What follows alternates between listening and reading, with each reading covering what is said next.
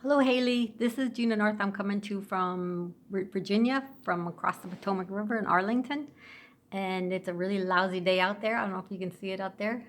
So, me and my cup of tea over here, we're enjoying a nice afternoon doing our DB.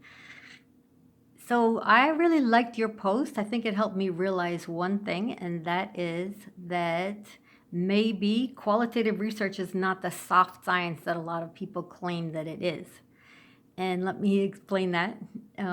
You say, well, first of all, that our assumptions, actually, our book says our stance is that assumptions change over time and over a career, as they often do, especially if the scholar leaves the enclave of his or her discipline and begins to work in a more multidisciplinary way. And then you say that you found that to be true in your career as you change the scope of what you do each time you change careers, and that your assumptions and your stances, that means your opinions, have changed. So, how can research then be non fluid? And I mean, we've learned before from our text that this ontological or epistemological way of thinking, that the ontological is more like the realistic way of thinking, that there is only one truth, and the idea that the whole purpose of research is to find out that truth. What is that truth? And you can do it with experiments, but the thing is that whatever you're trying to study, there is a real truth, and that truth doesn't change. And you can find out that truth if you take like objective measurements, and you can generalize this kind of research into other more similar stances. So you extrapolate the information that you've got, and you can apply it to other things.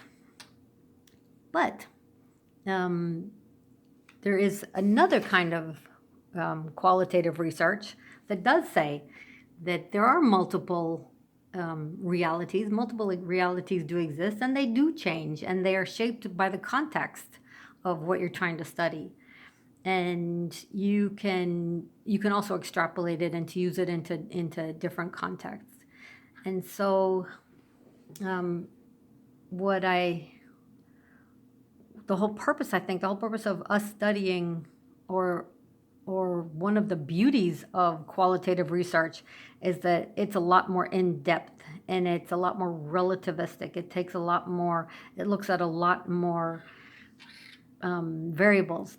And whether it's ontological, whether you're studying it from the outside, whether you're studying, you're not messing up the environment at all. You're just taking a step back, and you're just looking at how the thing is that you're studying, how's the reality of that thing.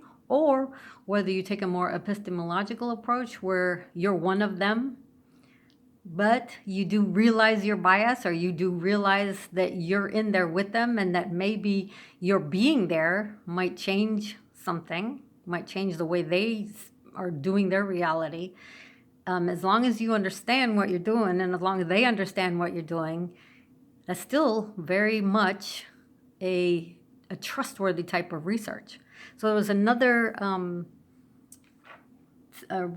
study that I looked at, and from COPE, Diana, 2014, she did a great research called Methods and Meanings, Credibility and Trustworthiness in Qualitative Research.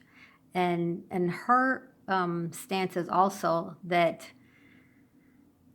qualitative research isn't really a soft science. It's a different kind of science. It's not a less of a science than quantitative research. They both have of course, their merits, and they both have their one thing you want to study. It might be better to have a large sample and take measurements of things. But to really understand something, and to really understand people's perceptions, and to go deep, qualitative research is the way to go. And so I thank you for helping me understand that that and I know too, that a lot of times our opinions about things and our opinions about research do change.